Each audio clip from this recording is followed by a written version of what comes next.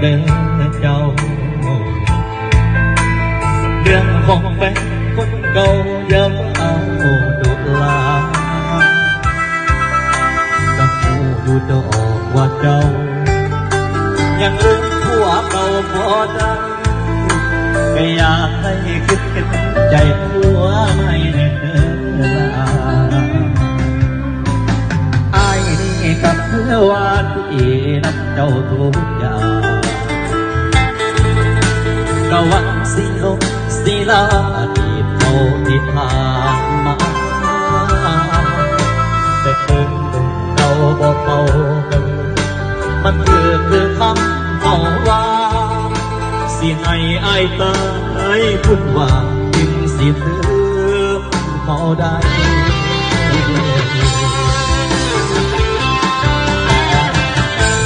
สิให้ตายกับพวกบ่ได้ใจคนเป็นแฟนเก่ายังคองใจเจ้าอยู่ทุกวันแฟนปัจจุบันมันยังสำคัญสักใดคนเป็นแฟนมันก็มีหัวใจ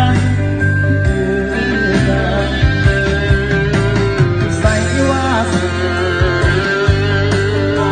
เขาสิมาคบกันสรุปไอ้เป็นใจยังไม่กันมาเท่านั้นหัวใจเจ้ามันบ่ลืมแฟนเก่าที่กดปัดได้เจ้าสิลืมฟ้าน้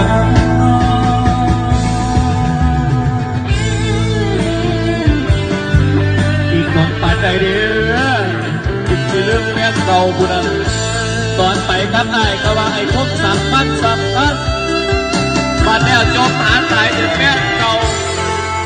แล้วแฟนปัจจุบันคนนี้มันสำคัญสุดเลยอย่าลืมกดไลค์กดแชร์นะทางไลฟ์สดนะน้องกดใจรอๆพร้อมแต่ที่ให้ตายกับพวกบ่ได้ใจ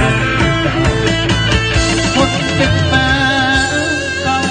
ยังคองใจเจ้าทุกวันแฟนปัจจุบันมันยังสำคัญสักใดคนเป็นแฟนมันก็มีหัวใจคือกัน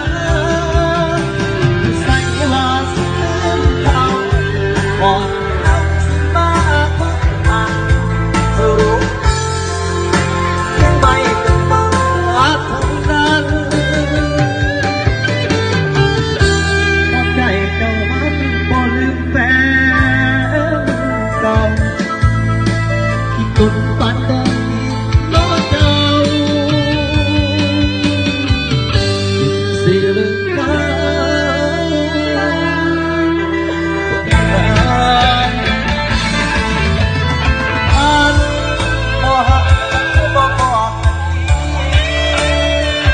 อะไรน้ำใจมาแล้ว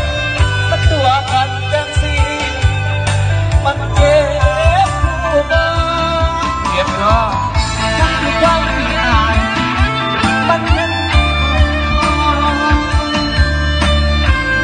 อายกันสิขอขึ้นใจให้เจ้าเตรียมลบเอาละเนี่ยถ้าเป็นไรจังอายมันบอกที่สักการ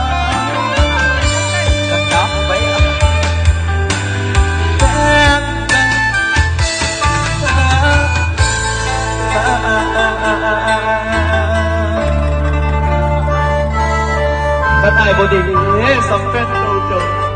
ก็กลับไปเอาแฟนเก่าเจ้าสา